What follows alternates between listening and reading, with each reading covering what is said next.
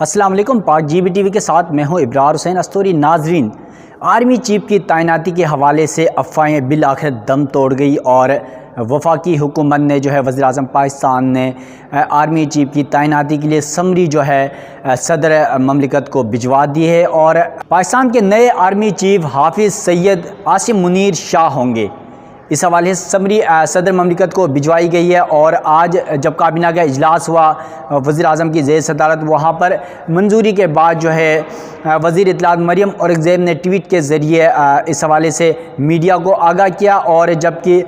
Joint chief of army staff کے لیے سعد شمشاد کا وہ نام بھجوا دیا گیا ہے۔ تاہم اس سے قبل کئی روز سے پاکستان میں ایک تلاطم تھا، ایک بحث تھی کہ نئے آرمی چیف کون ہوگا۔ خاص طور پہ بہت سارے نام آگئے، جس میں عاصم منیر رینک کے مطابق پہلے نمبر پر تھے، جبکہ سعد شمشاد دوسرے نمبر پر اور اظہر عباس تیسرے نمبر پر تھے۔ ساتھ ساتھ یہاں پر جنرل فیض کا نام بھی وہ بہت زیادہ ہائی لائٹ کیا جا رہا تھا، کیونکہ عمران خان کی جانب سے جب وہ وزیر اعظم تھے تو انہوں نے جنرل فیض حمید کا نام لیا تھا کہ وہ آرمی چیف ہوں گے۔ تو اس وجہ سے بہت سارے تضاد بیانات چل رہے تھے کہ کون ہوگا پاکستان کا نیا آرمی چیف۔ تو اب آرمی چیف کے حوالے سے سمری بھجوا دی گئی ہے اور صدر مملکت جو ہی دستخط کریں گے اور اس کے بعد اس کا نوٹیفیکیشن ہو جائے گا۔ تاہم ان میں کچھ قانونی معاملات اور کچھ اور باتیں ہیں۔ خاص طور پر یہ کہا جا رہا ہے اس وقت تک کہ صدر مملکت کسی طرح بھی عمران خان کے کہنے پر اس سمری کو روک دیں گے۔ تاہم اس کی قانونی حیثیت کیا ہوگی، یہ سب سے بڑا سوال ہے، اور خاص طور پر یہ قانونی ماہرین کے مطابق یہ کہا جا رہا ہے کہ اس کا اختیار ہے صدر مملکت کو اتنا نہیں ہے، وہ تاہم 1 مہینے تک اس سمری کو روک سکتے ہیں، لیکن اس کا تمام استحقاق ہوگا وہ وزیر اعظم پاکستان کو ہے، اور وزیر اعظم پاکستان نے وہ اپنی سمری میں اپنے نام بھجوا دیے ہیں صدر مملکت کو۔ ساتھ ساتھ یہاں پر ہم نے یہ بھی دیکھا قیاس آرائیاں چل رہی ہیں کہ پاکستان تحریک انصاف اس میں کوئی ہڈل ڈال سکتی ہے، یا ہو سکتا ہے اس تعیناتی کے خلاف وہ سپریم کورٹ سے بھی رجوع کر سکتی ہے۔ تو اب دیکھنا یہ ہے کہ کیا پاکستان تحریک انصاف عاصم منیر کو بطور آرمی چیف وہ ایکسیپٹ کرتی ہے، یا پھر وہ سپریم کورٹ کا دروازہ کھٹکھٹاتی ہے، کیونکہ عاصم منیر کے حوالے سے یہ کہا جا رہا تھا کہ وہ 27 تاریخ کو نومبر کی ریٹائر ہو جائیں گے۔ تو اس وجہ سے دوسرے جنرلز ہیں ان کو وہ آرمی چیف تعینات کیا جائے، اس طرح کی افواہیں بھی چل رہی تھی۔ لیکن آج کابینہ اجلاس میں جنرل عاصم منیر کو وہ 4 اسٹار جنرل کا وہ عہدہ دیا گیا، اور اب ان کی مدت ملازمت ہے وہ 3 سال وہ بڑھ چکی ہے۔ تو اب اگر صدر مملکت 1 ماہ تاخیر بھی کر لیتے ہیں تو اس سے کوئی فرق نہیں پڑے گا۔ تاہم موجودہ آرمی چیف ہیں جنرل قمر جاوید باجوہ، وہ 29 نومبر کو ریٹائر ہو رہے ہیں، تو اس سے قبل ہی یہ بہت بڑی تعیناتی اب ہونے والی ہے، اور اس پر تمام لوگوں کی نظریں ہیں کہ اب صدر مملکت کیا کرنے جا رہے ہیں۔ اور آج صدر مملکت اسی حوالے سے عمران خان سے ملاقات کے لیے لاہور جائیں گے، زمان ٹاؤن، اور وہاں پر عمران خان سے ملاقات بھی کریں گے۔ تاہم دیکھنا یہ ہے کہ عمران خان سے ملاقات کے بعد بھی صدر سمری پہ دستخط کرتے ہیں یا نہیں، یا اس کو ڈیلے کی طرف لے کر جاتے ہیں۔ لیکن ممکنہ طور پر یہی کہا جا رہا ہے کہ ایک دفعہ جب تعیناتی کی چیزیں تمام فائنل ہو گئی ہیں وفاقی حکومت کی جانب سے، اور گزشتہ روز بھی ہم نے دیکھا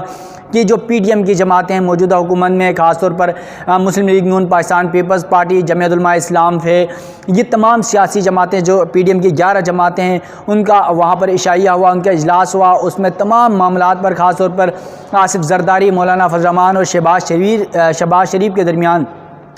بات چیت ہوئی ان تمام معاملات پر، اور شہباز شریف کو تمام پی ڈی ایم کی سیاسی جماعتیں انہوں نے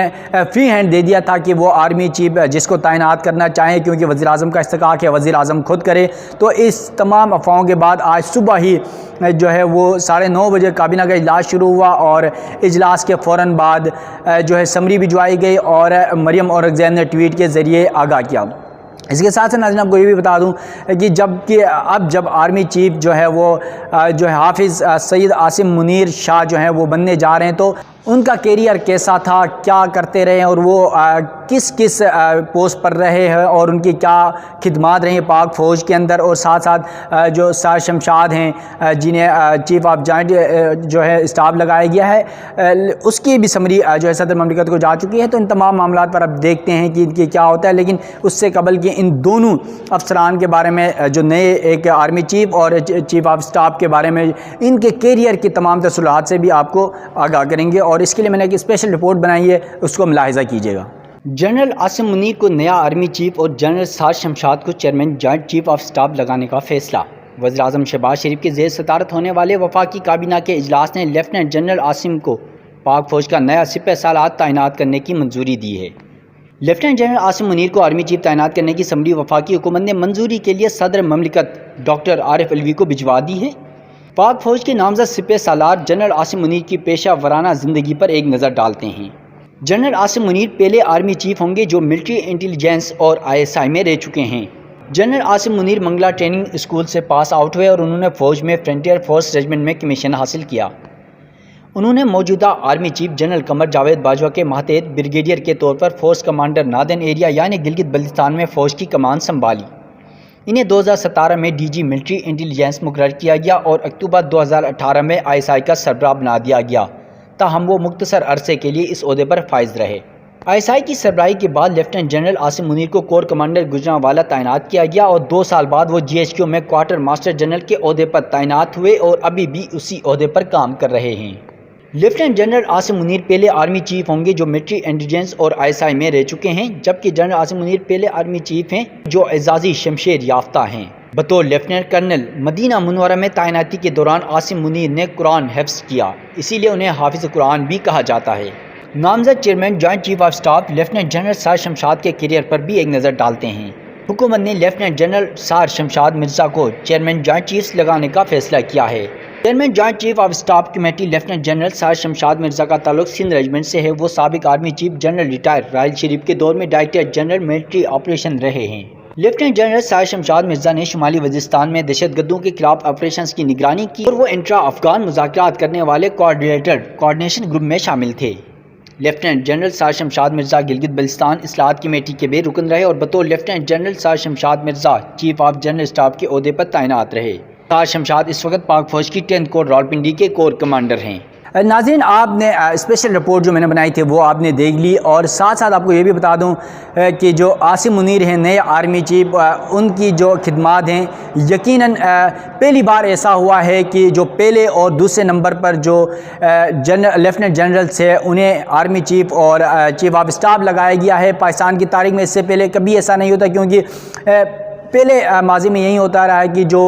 سیریل 7، 8، 9، 10 پہ بھی جو تھے نا، جیسے جنرل ضیاء الحق تھے 8ویں نمبر پر تھے، انہیں لا کر آرمی چیف بنایا گیا۔ اسی طرح پرویز مشرف کو بھی جو ہے وہ نچلے سطح سے لا کر آرمی چیف بنایا گیا تھا۔ یہ ایک تاریخ رہی تھی پاکستان کی، لیکن پہلی بار یقیناً ایسا ہوا ہے کہ جو ہے پہلے نمبر کے جو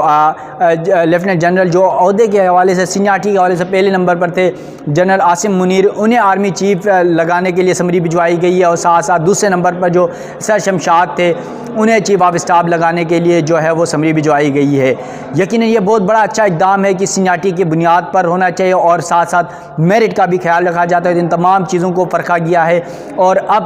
سمری جا چکی ہے، اور صدر مملکت کب اس سمری پر دستخط کرتے ہیں یہ اہم بات ہے۔ ساتھ ساتھ آپ کو یہ بھی بتا دوں کہ خاص طور پر گلگت بلتستان کے حوالے سے کہ جو جنرل عاصم منیر ہیں اور سار شمشاد ہیں، یہ دونوں گلگت بلتستان کے حوالے سے بہت زیادہ معلومات رکھتے ہیں، کیونکہ FCN جنرل رہے ہیں عاصم منیر صاحب گلگت بلتستان کے اندر، اور سار شمشاد کے حوالے سے گلگت بلتستان کے جو آئینی اصلاحات تھے جو مسلم لیگ نون کے دور میں بنی تھی، اس کمیٹی میں وہ جو ہے تمام معاملات پر بریفنگز اور چیزوں میں انوالو رہے ہیں۔ تو اس حوالے سے گلگت بلتستان کے حوالے سے انہیں بہت زیادہ دونوں جو ہیں آرمی چیف جو نئے بننے والے ہیں ان کو بھی اور چیف آف اسٹاف کو بھی جو ہے گلگت بلتستان کے حوالے سے بہت زیادہ معلومات ہیں، اور مستقبل میں ایسا لگ رہا ہے کہ گلگت بلتستان کے لیے بہت بڑی خوشخبری جو ہے وہ ثابت ہو سکتے ہیں، اور